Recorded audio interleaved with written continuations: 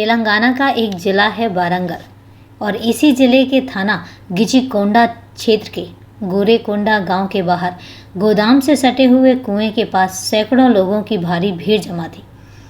गिचिकोंडा थाने के SHO Shivarame, DCP Venkat Lakshmi, ACP Shyam Sundar, police commissioner we Ravindra, थाना परवंदगिरी के एसएचओ किशन और cyber crime inspector Janardan Reddy भी वहां पर मौजूद थे। दोस्तों, क्यों वहां पर मौजूद थे और क्या है पूरी कहानी हम जानेंगे, लेकिन उससे पहले नमस्कार दोस्तों, क्राइम चैनल पर आपका स्वागत करती हूं और उम्मीद करती हूं कि आप सब लोग स्वस्थ होंगे, सुरक्षित होंगे। दोस्तों, कहानी में आगे बढ़ें उससे पहले अगर आपने अभी तक चैनल को सब्सक्राइब नहीं किया है या आप चैनल पर नए हैं तो चैनल को सब्सक्राइब ज़रूर कर लें और हाँ, बेल आइकन प्रेस करना ना भूलें और इसके साथ ही कहानी में लास्ट तक बने रहें और कहानी के बारे में आपकी क्या राय है वो कमेंट करके ज़रूर बताएं, क्योंकि दोस्तों कहानी बहुत दिल दहला देने वाली है। तो चलिए दोस्तों, आपका समय नहीं लेते हैं और चलते हैं और जानते हैं कि आज की कहानी है क्या। दरअसल कुएं के भीतर पानी में 4 लाशें तैर रही थीं। जरा सी देर में यह खबर आसपास के गांव में भी फैल गई। इसके चलते क्षेत्र में सनसनी फैल गई। शवों को निकालने के लिए पुलिस ने मोटी रस्सी के सहारे कुएं में गोताखोरों को उतार दिया और घंटे भर की मशक्कत के बाद एक एक करके 4 लाशें बाहर थीं। गांव के लोगों ने बताया कि 4 लाशें एक ही परिवार के लोगों की हैं, जो पश्चिम बंगाल के रहने वाले थे। यह परिवार कई साल पहले यहाँ पर आकर बस गया था। मृतकों के नाम थे मोहम्मद मकसूद आलम, उसकी पत्नी निशा आलम, बेटी बुशरा खातून और बेटा शादाब। ताज्जुब की बात यह थी कि इस परिवार के 2 सदस्य लापता थे, जिसमें एक मकसूद का बेटा सोहेल आलम और बुशरा खातून का 3 वर्षीय बेटा। उनका कहीं भी कुछ भी पता नहीं था। इन दोनों के लापता होने से पुलिस के माथे पर परेशानी की लकीरें खिंच गईं। पुलिस ने लाशों का मुआयना किया तो उनकी स्थिति देखकर आत्महत्या करने का मामला लग रहा था, क्योंकि उनके शरीर पर कहीं भी चोट के कोई निशान नहीं थे। अगर मृतकों की हत्या की गई होती तो उनके शरीर पर कहीं ना कहीं चोट के निशान तो होने थे, जबकि ऐसा कुछ भी नहीं था। मामला आत्महत्या का है या हत्या का, इसका पता तो पोस्टमार्टम रिपोर्ट के आने के बाद ही पता चलना था। पुलिस ने ज़रूरी कार्रवाई पूरी की और 4 शव को पोस्टमार्टम के लिए जिला अस्पताल वारंगल भिजवा दिया। यह घटना 21 मई 2020 की है। आगे की कार्रवाई करने के लिए पुलिस को 4 शवों को पोस्टमार्टम रिपोर्ट का इंतजार था, लेकिन अगले ही दिन सुबह उसी कुएं में 5 और लाशें तैरती हुई दिखी तो गांव ही नहीं समूचे जिले में सनसनी फैल गई। यह सोचकर पुलिस के भी हाथ पांव फूल गए कि आखिर ये लाशें आ कहां से रही हैं। पुलिस अधिकारी मौके पर पहुंचे और मोटी रस्सी के सहारे गोताखोरों को कुएं में फिर से उतारा और सभी लाशों को बाहर निकलवाया। स्थानीय लोगों से लाशों की पहचान कराई गई तो उनमें से 2 लाशों की शिनाख्त आसानी से हो गई। उनमें से एक लाश मोहम्मद मकसूद परिवार के सोहेल आलम की और दूसरी बुशरा खातून के 3 वर्षीय बेटे की लाश थी। थोड़ी कोशिश के बाद 3 लाशों की पहचान त्रिपुरा के रहने वाले प्रवासी मजदूर शकील अहमद और बिहार के रहने वाले प्रवासी मजदूर श्रीराम और श्याम के रूप में हुई। शकील, श्रीराम और श्याम के शरीर पर कई जगह चोटों के निशान थे, जबकि सोहेल और बच्चे के शरीर पर कोई भी चोटों के निशान नहीं थे। इस बार पुलिस को यह मामला आत्महत्या का नहीं लगा। शकील, श्रीराम और श्याम के शरीर पर चोटों को देखकर पुलिस का माथा ठनका कि कोई तो है जो इनकी हत्याओं को आत्महत्या का रूप देना चाहता है। अगर ये आत्महत्या का मामला होता तो उनके शरीर पर कोई चोट नहीं होती, जबकि तीनों के शरीर पर चोटों के निशान थे। इसका मतलब यह है कि मामला आत्महत्या का नहीं है बल्कि हत्या का था। हत्या जो भी है बहुत ही शातिर तरीके से की गई है। खैर, कानूनी कार्रवाई करके पुलिस ने 5 लाशों को पोस्टमार्टम के लिए जिला अस्पताल गिचिकोंडा भिजवा दिया। साथ ही पुलिस ने अज्ञात के खिलाफ धारा 302, 301, 120 के तहत मुकदमा दर्ज कर लिया। 23 मई को पुलिस के पास 9 लाशों का पोस्टमार्टम रिपोर्ट आ गई थी। पोस्टमार्टम रिपोर्ट में सभी की मौतों का कारण पानी में डूबना बताया गया था। रिपोर्ट के मुताबिक उन्हें कुएं में फेंका गया था, जिससे पानी में डूबने से उनकी मौत हो गई थी। पोस्टमार्टम रिपोर्ट आने के बाद मामला और भी पेचीदा हो गया। एक साथ इतने लोगों ने कुएं में कूदकर कैसे आत्महत्या की होगी? निश्चित ही यह मामला आत्महत्या के बजाय हत्या की ओर इशारा कर रहा था। इस घटना में कई लोगों के शामिल होने के संकेत भी मिल रहे थे। इस दिल दहला देने वाली घटना को जिसने भी देखा और जिसने भी सुना, उसका कलेजा कांप उठा। लाशों के अंबार के समूचे में इलाके में सनसनी फैल गई। पुलिस ने घटना की जांच पड़ताल शुरू कर दी। घटना के एक एक पहलू पर बड़ी बारीकी से जांच की गई। छानबीन के दौरान पुलिस को पता चला कि मोहम्मद मकसूद आलम के पूरे परिवार की हत्या की जा चुकी है। उस परिवार में ऐसा कोई नहीं बचा है जिससे कोई जानकारी हासिल हो सके।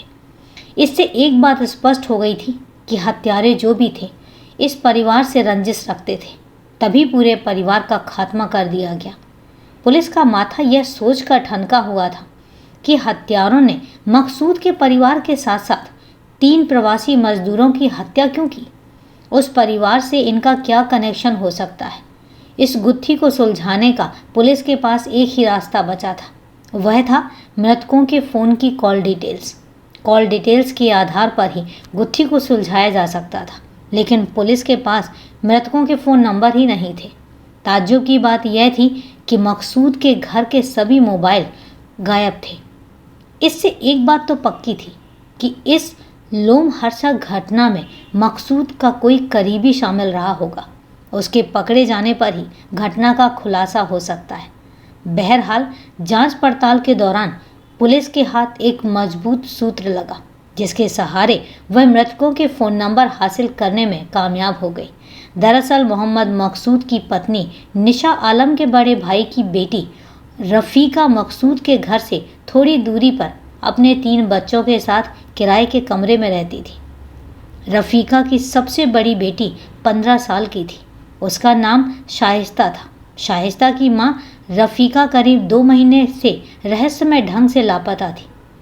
रफ़ीका मकसूद के दोस्त संजय कुमार यादव के साथ वारंगल से कोलकाता मां से मिलने गई थी।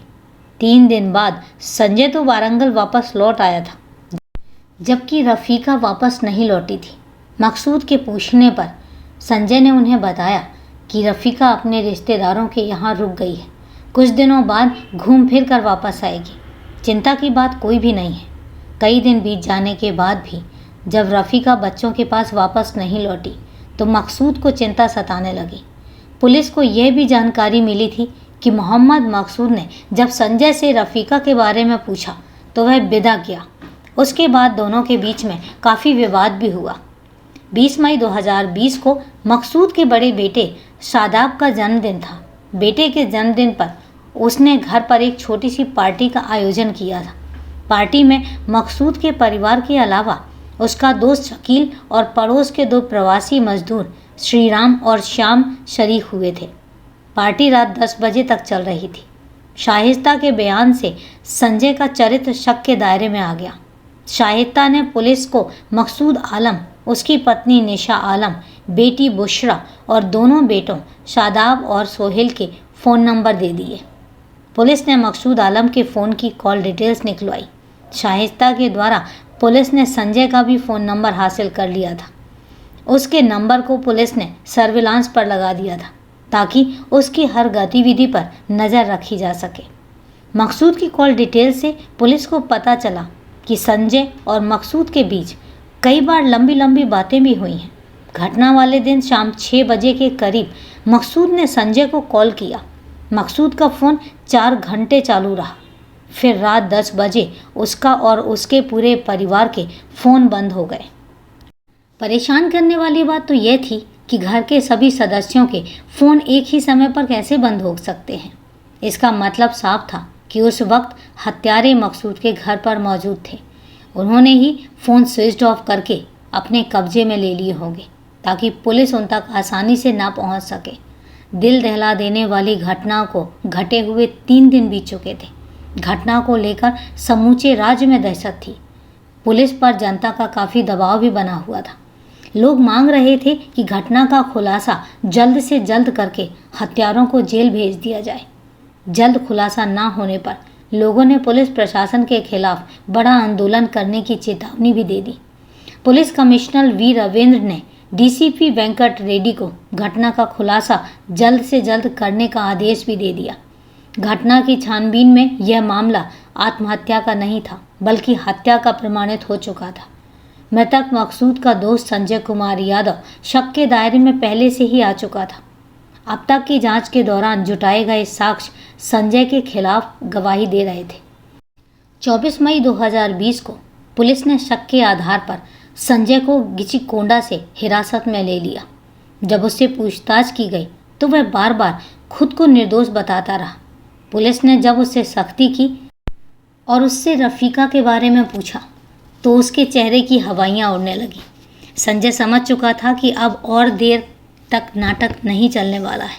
इसके बाद वह डीसीपी रेड्डी के पैरों पर गिरकर गिड़गिड़ाने लगा, साहब मुझे मत मारिए, मैं सच सच बताता हूँ, सभी हत्याएं मैंने ही की हैं।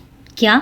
संजय के मुंह से हत्या की बात सुनकर सभी पुलिसकर्मी हैरान रह गए। क्या करता सर, मैं मजबूर था। रफ़ीका के बारे में सवाल पूछ कर मकसूद और उसके घर वालों ने मेरा दिमाग खराब कर दिया था। राज छिपाने का मेरे पास यही आखिरी रास्ता बचा था। इसके बाद संजय पूरी कहानी परत दर परत बताता चला गया। संजय के बयान के आधार पर दिल दहला देने वाली कहानी कुछ इस तरह से सामने आई। 45 वर्षीय मोहम्मद मकसूद आलम मूल रूप से पश्चिम बंगाल के कोलकाता का रहने वाला था। करीब 25 साल पहले अपनी बीवी बच्चों के साथ वह तेलंगाना के वारंगल जिले के गोरकेकुंडा में बस गया था। तब वारंगल जिला आंध्र प्रदेश में पड़ता था। पत्नी निशा आलम और 3 बच्चे शादाब, बुशरा खातून और सोहेल मकसूद का बस यही घर संसार था। ब्याह के बाद से बेटी बुशरा मायके में बेटे के साथ ही रहती थी। मोहम्मद मकसूद आलम और उसकी पत्नी निशा आलम बोरे बनाने वाली एक फैक्ट्री में काम करते थे। उसी फैक्ट्री में बिहार के दरभंगा जिले का रहने वाला 26 वर्षीय संजय कुमार यादव भी काम करता था। मिलनसार, कर्मठ और व्यवहार कुशल संजय ने अपने व्यवहार से मकसूद को ही नहीं, सभी कर्मचारियों के दिलों में जगह बना ली थी। मकसूद भले ही उम्र में संजय से 20 साल बड़ा था, लेकिन वह संजय को अपना दोस्त मानता था। उसका मकसूद के घर भी आना जाना था। मकसूद के बच्चे उसे चचा कहकर बुलाते थे। संजय की मकसूद के घर के भीतरी तक पैठ बन गई। उसके घर वाले जानते थे कि वह नेक इंसान है और अकेला रहता है। मकसूद की पत्नी निशा जब भी कुछ अच्छा पकाती तो संजय को खाने के लिए ज़रूर बुलाती थी। संजय की ज़िंदगी में सब कुछ ठीक ठाक और मज़े से चल रहा था। इसी बीच उसकी किस्मत में रफ़ीका आकर बैठ गई। रफ़ीका मकसूद की पत्नी निशा के भाई की बेटी थी। किस्मत की मारी रफ़ीका कई साल पहले कोलकाता से बच्चों को साथ लेकर फूफी के पास रहने आई थी। रफ़ीका के 3 बच्चे थे। बच्चों की परवरिश की जिम्मेदारी भी उसी के कंधों पर थी। 5 साल पहले रफ़ीका को उसके पति ने तलाक दे दिया था और तलाक के बाद से रफ़ीका की ज़िंदगी तबाह हो गई थी। इस महंगाई के ज़माने में 3-3 बच्चों का भरण पोषण करना कोई मामूली बात नहीं है, वह भी तब जब आय का कोई साधन ही ना हो। वह दिन रात इसी चिंता में रहती थी कि जीवन की नैया कैसे चलेगी और कौन हमारा खेवनहार होगा। रफ़ीका की सबसे बड़ी बेटी शाइस्ता 15 साल की हो चुकी थी। रफ़ीका को सबसे ज़्यादा उसी की चिंता सताती थी। रफ़ीका की ज़िंदगी दूसरों के रहमो करम पर चल रही थी। निशान से भतीजी की तकलीफ़ देखी नहीं जा रही थी तो उसने उसे कोलकाता से अपने पास गोरेकुंडा बुला लिया। मालिक से सिफारिश करके मकसूद ने रफ़ीका को भी अपनी फैक्ट्री में ही नौकरी दिलवा दी। तभी से वह बच्चों को लेकर फूफी के साथ ही रह रही थी। संजय मकसूद का दोस्त था। उसकी घर में भीतर तक पैठ थी और संजय की नज़र रफ़ीका के गोरे चेहरे पर पड़ी तो वह उसे मन को भा गई। कुंवारे संजय ने अपने दिल पर रफ़ीका का नाम लिख दिया। जब संजय ने रफ़ीका की करुणा भरी कहानी सुनी तो उसके प्रति उसका प्रेम और भी बढ़ गया। उस दिन से संजय रफ़ीका और उसके बच्चों का खास ख्याल रखने लगा। वह उनकी ज़रूरत के सामान लाकर देता रहता। कह सकते हैं कि वह अभिभावक की तरह बच्चों की ज़रूरतें पूरी करने लगा। उसका समर्पण देखकर रफ़ीका भी संजय की ओर आकर्षित हुए बिना नहीं रह सकी। दोनों के बीच भावनात्मक रिश्ते बनते गए। अब रफ़ीका संजय के लिए दोनों वक्त का खाना पकाती, उसे खिलाती और उसके कपड़े भी धोकर देती थी। दोनों ओर प्यार की चाहत थी। यह बात मकसूद और उसकी पत्नी निशा को भी पता चल गई थी, लेकिन उन्होंने कोई आपत्ति दर्ज नहीं की। संजय ने शहर में किराए का एक कमरा ले लिया था। रफ़ीका और उसके बच्चों को साथ लेकर वह उसी कमरे में रहने लगा। दोनों पति पत्नी की तरह रह रहे थे। उनके बीच जिस्मानी संबंध भी बन चुके थे। रफ़ीका संजय पर शादी करने के लिए दबाव बनाने लगी। वह अपने रिश्ते को छिपाकर नहीं जीना चाहती थी, क्योंकि समाज ऐसे रिश्ते को गंदी नज़रों से देखता है। वह पत्नी का पूरा हक चाहती थी। संजय ने उससे थोड़ा सा वक्त मांगा। इस पर रफ़ीका राजी हो गई। एक दिन संजय की शर्मनाक हरकत देखकर रफ़ीका हैरान रह गई। वह बेटी समान शाइस्ता के जिस्म के साथ छेड़छाड़ कर रहा था। शाइस्ता उससे बचने के लिए इधर उधर भाग रही थी। संयोग से इसी बीच रफ़ीका की नज़र उस पर पड़ गई। संजय की घिनौनी हरकत देखकर रफ़ीका का खून खौल उठा। उसने संजय को आड़े हाथों लेते हुए खबरदार किया और कहा, आइंदा मेरी बेटी से दूर रहना। उस पर बुरी नज़र डालने की कभी कोशिश की तो मुझसे बुरा कोई नहीं होगा। सीधे पुलिस में शिकायत कर दूंगी। रफ़ीका की धमकी काम आ गई। उस दिन के बाद से संजय शाइस्ता से दूरी बनाकर रहने लगा। उसने शाइस्ता को लेकर अपने मन में जो अरमान पाले थे उन पर पानी फिर गया था, लेकिन वो ऐसा हरगिज होने नहीं देना चाहता था। दरअसल शातिर दिमाग वाला खतरनाक संजय दोहरा चरित्र जी रहा था। रफ़ीका तो उसके लिए एकमात्र सीढ़ी थी। उसका निशाना तो उसकी खूबसूरत और कमसिन बेटी शाइस्ता थी। रफ़ीका से वह दिखावे के लिए प्यार करता था, जबकि शाइस्ता उसके दिल की रानी बन चुकी थी। रानी को हासिल करने के लिए संजय के दिमाग में एक बड़ी योजना चल रही थी। योजना ऐसी कि सांप भी मर जाए और लाठी भी न टूटे। संजय ने रफ़ीका को रास्ते से हटाकर उसकी बेटी शाइस्ता से ब्याह रचाने की योजना बना ली। वह समझ चुका था कि जब तक रफ़ीका जिंदा रहेगी शाइस्ता उसकी नहीं हो सकती। योजना के मुताबिक 8 मार्च 2020 को संजय मकसूद से यह कहकर रफ़ीका के साथ गरीब रथ एक्सप्रेस से कोलकाता के लिए रवाना हुआ कि वह रफ़ीका से निकाह करना चाहता है। वह उसके माँ बाप के पास शादी की बात करने जा रहा है। इस पर ना तो मकसूद ने कोई आपत्ति की और ना ही उसकी पत्नी निशा ने की। मकसूद की ओर से रजामंदी मिलने के बाद ही 8 मार्च 2020 की रात वारंगल से दोनों कोलकाता के लिए रवाना हुए।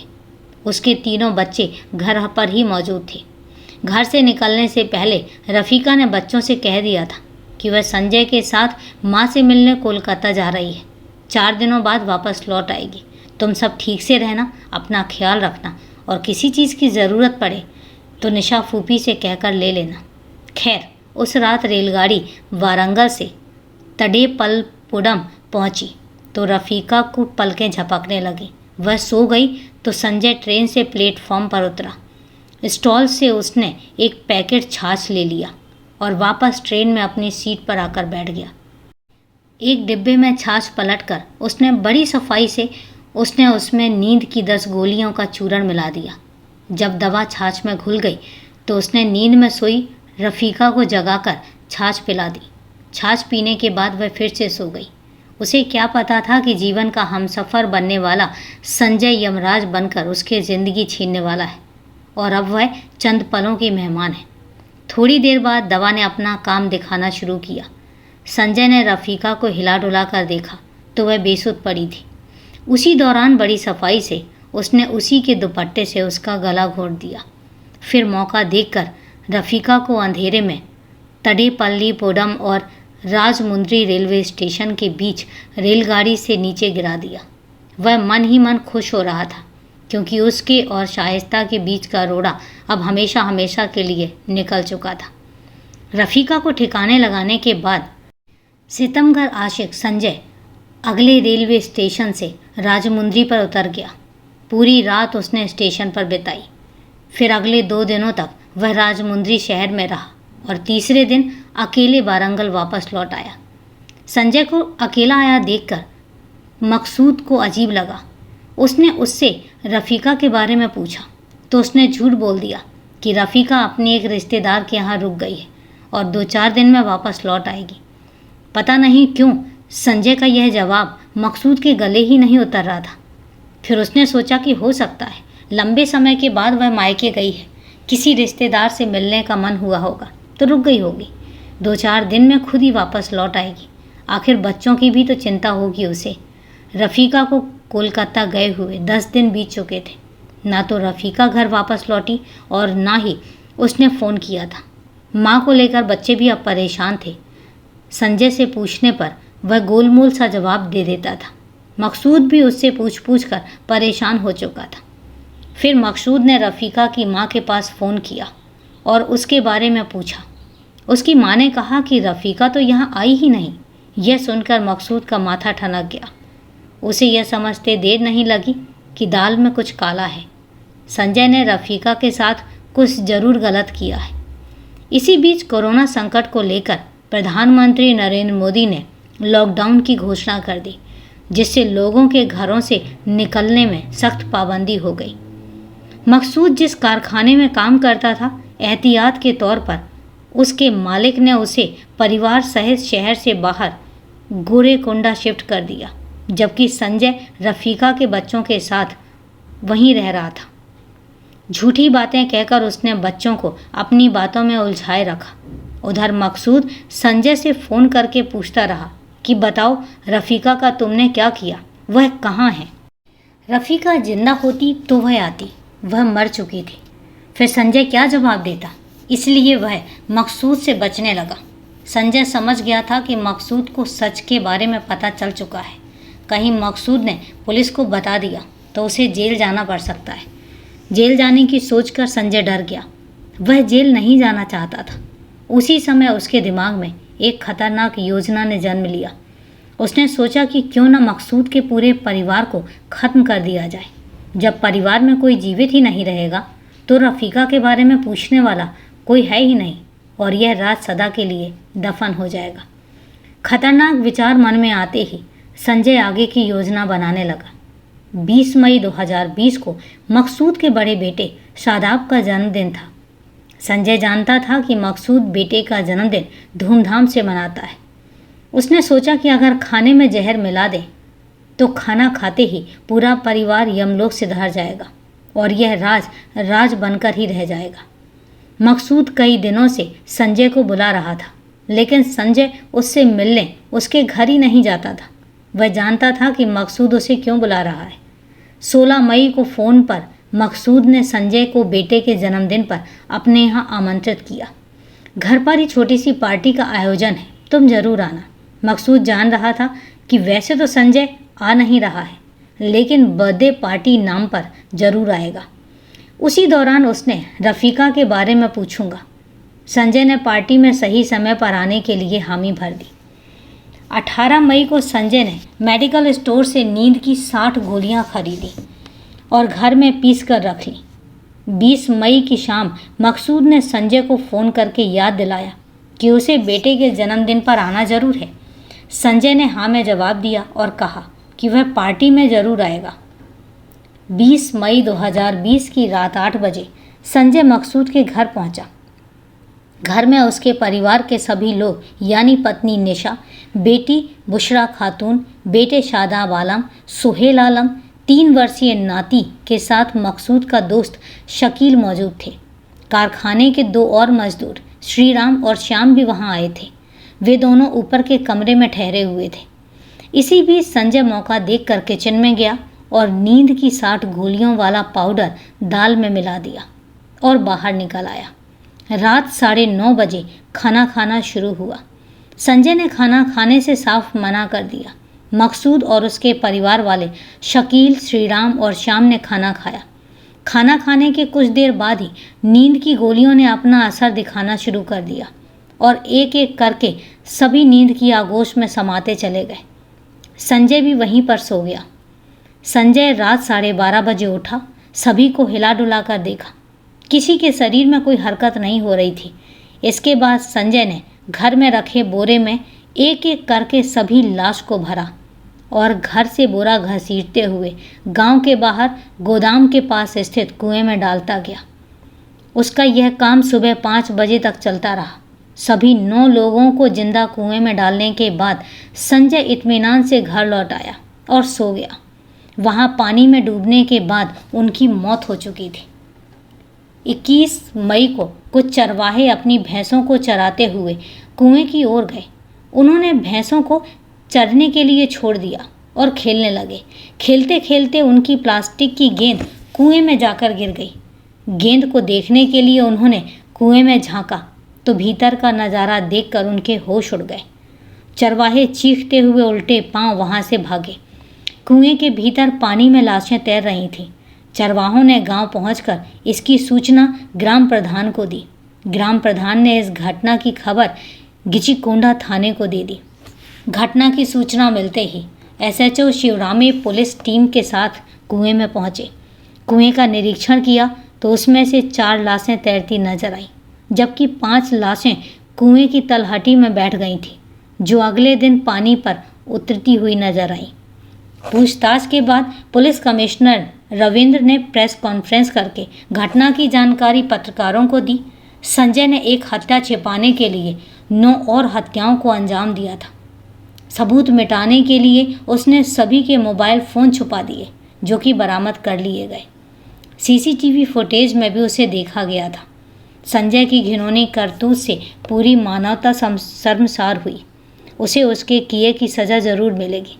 तो दोस्तों, ये थी एक बेहद ही खतरनाक साजिश की कहानी के बारे में आपकी क्या राय है, कमेंट करके ज़रूर बताइएगा और आपके कमेंट्स का जवाब अगले आने वाले वीडियोज़ में दिया जाएगा। तो दोस्तों, आज के लिए इतना ही। मिलते हैं फिर कल एक क्राइम की सच्ची कहानी के साथ। तब तक के लिए सेफ रहें, सुरक्षित रहें और अपना ध्यान रखें।